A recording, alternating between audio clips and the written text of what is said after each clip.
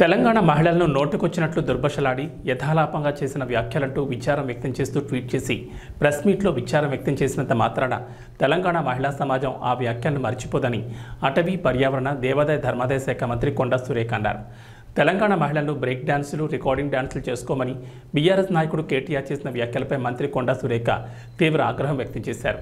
కేటీఆర్ వ్యాఖ్యలపై తెలంగాణ వ్యాప్తంగా మహిళలు బాధతో పాటు తీవ్ర నిరసన వ్యక్తం చేస్తున్నారన్నారు. పార్టీ నేతల ముందు బహిరంగంగా చేసిన వ్యాఖ్యలకు బహిరంగంగానే మీడియా ముఖంగా క్షమాపణ చెప్పి ముక్కు నేలకు రాయాలని మంత్రి సురేఖ డిమాండ్ చేశారు. అందరికీ నమస్కారం.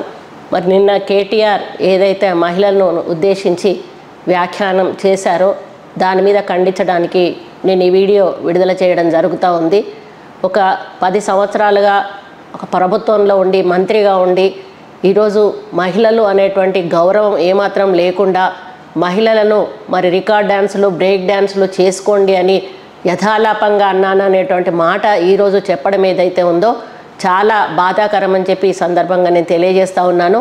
ఎందుకంటే ఆయనను కన్నది ఒక మహిళ, ఆయన తోడబుట్టింది ఒక మహిళ, ఆయన చేసుకున్న భార్య ఒక మహిళ, ఆయన కన్న కూతురు కూడా ఒక మహిళ.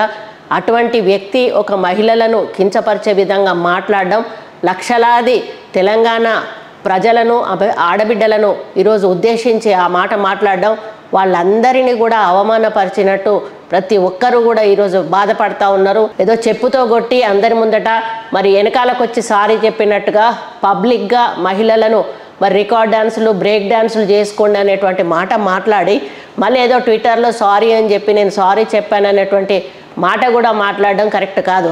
అయ్యా, ట్విట్టర్ ఫాలో అయ్యేది ఎవరు? చదువుకున్న వాళ్ళు, ఎడ్యుకేటెడ్స్, ఇంటెలెక్చువల్స్, వాళ్ళు ఫాలో అవుతారు. నువ్వన్నది ఎవరు? గ్రామీణ ప్రాంత ప్రజలు, గ్రామీణ ప్రాంతం నుంచి వచ్చేటువంటి మహిళలు ఎవరైతే ఉన్నారో వాళ్ళు బస్సుల్లో ప్రయాణం చేస్తూ ఉంటే వాళ్ళను ఉద్దేశించి మాట్లాడిన మాటలు నువ్వు అవెవరు కూడా ట్విట్టర్లో చూడరు. నువ్వు బహిరంగంగా క్షమాపణ చెప్పి ముక్కు నేలకు రాయాల్సిన అవసరం ఎంతైనా ఉందని ఈ సందర్భంగా హెచ్చరిస్తూ ఉన్నాను కేటీఆర్ని.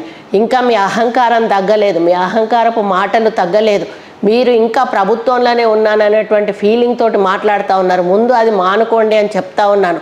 ఉచిత బస్సులు పెట్టిన దగ్గర నుంచి మేము చూస్తూ ఉన్నాము. ఉచిత బస్సుల మీద మీరు చాలా హాస్యాస్పదంగా పెద్ద పెద్ద జోకులు వేస్తూ మేమేదో పెద్ద హీరోలం అనుకునే పద్ధతిలో మీరు మాట్లాడడం ఏదైతే ఉందో అది చాలా తప్పు కేటీఆర్, చాలా తప్పు.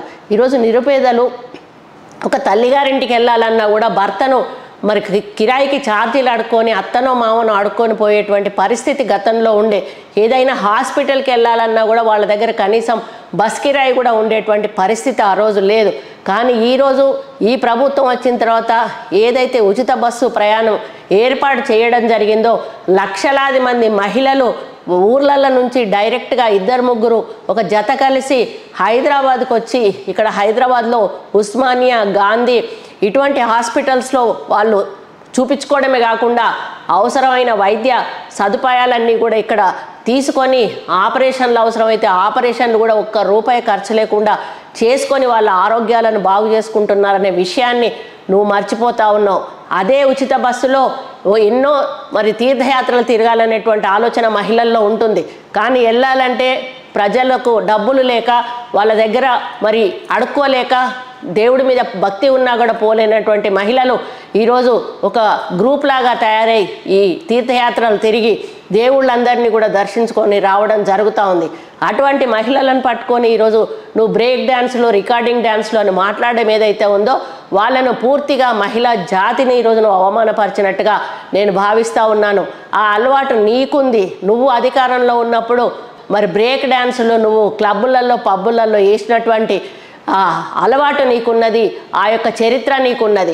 అది ఈరోజు మరి తెలంగాణ మహిళల మీద రుద్దడం ఏదైతే ఉందో అది కరెక్ట్ కాదు. నువ్వేసుకో రికార్డు డ్యాన్సులు కానీ ఇంకొకసారి తెలంగాణ మహిళల గురించి కానీ ఉచిత బస్సు ప్రయాణాల గురించి కానీ మాట్లాడితే మర్యాదగా ఉండదని చెప్పి ఈ సందర్భంగా నిన్ను హెచ్చరిస్తూ ఉన్నాను.